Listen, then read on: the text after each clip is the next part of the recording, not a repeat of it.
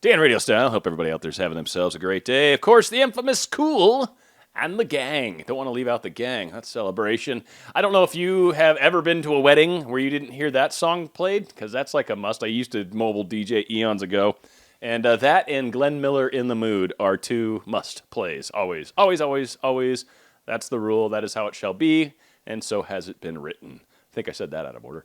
Anyway, quick update. And I'm going to make this a really, really quick show, but I reached out. So I just kind of want to say, as a reiteration, my last few shows, I've really been talking about kind of where I was at, obviously, in the process, because I can only really speak from my perspective. But a lot of work has gone into it, a lot of soul searching, a lot of self-love, a lot of ups and downs, a lot of forgiveness, a lot of just letting go. A lot of things have happened over the years.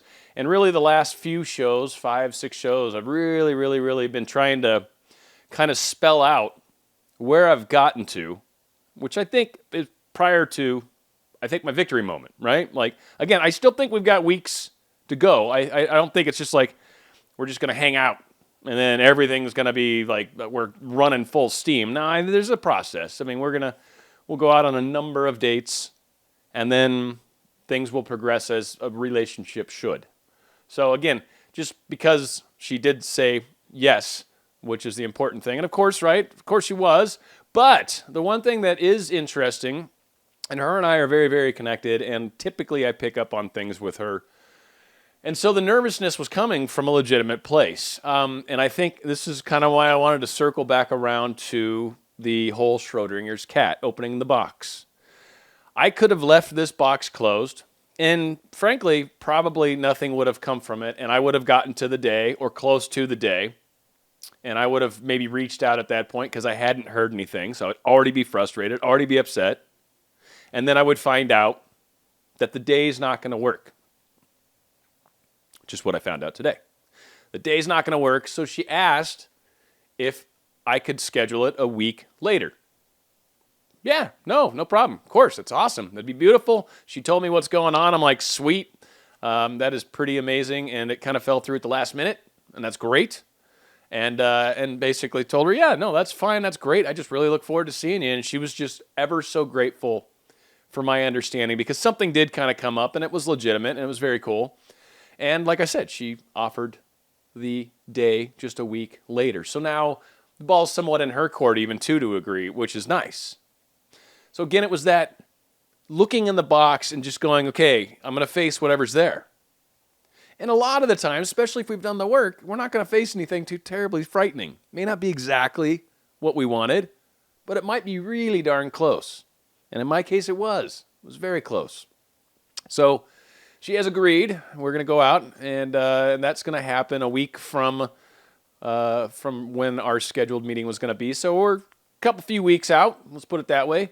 I will certainly do an update. I want to keep it a little vague just because I might want to give myself a day or two, or maybe a couple dates even, before I kind of come back. I don't want it to make, like, for her especially, that, hey, second I spend any time with you, I'm going to immediately run to my audience and go, guess what? So, we'll see how it plays out and how I feel about things and discussions that are had. But I want to say it's worth it. All the effort plays out. Getting out of your way, hugely key. In the times of frustration, I've done it. And it's better if we don't need frustration to get to the point where we can let go, where we just don't care anymore.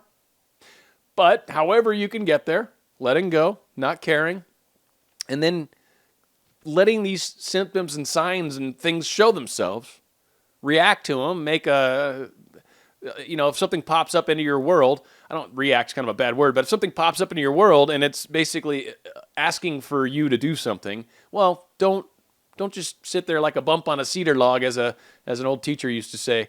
Do something. Get up and stand up and do something. Take the action when the action's being called upon. But otherwise, get out of your way until action is being sought. So, again, just wanted to share a quick update. Things are definitely working out. I was totally stoked. This is epic in so many levels, and it's really awesome. And giddiness will come, I'm sure, after the time we spend together. I'm sure I'm just going to be just a wonderful, happy, hot mess at that point, and that will be wonderful. Going out with a song that, for any of you that have paid attention to any of, probably within the last 10 shows, I talked about a really significant sign to me. This song is by a group I've never heard of, never even heard the song prior to today. It's called Shooting Star. It's by a group called Owl City. I don't know, but the song's called Shooting Star. Stay on Radio Style. Hope everybody enjoys. We'll be doing another show. I got a little family gathering. Like I said, I wanted to do a quick one here tonight before I head over there and try to get this uploaded and all that good stuff. So thank you, everyone, for all your support, all your kind words. And, of course, I've got more wonderful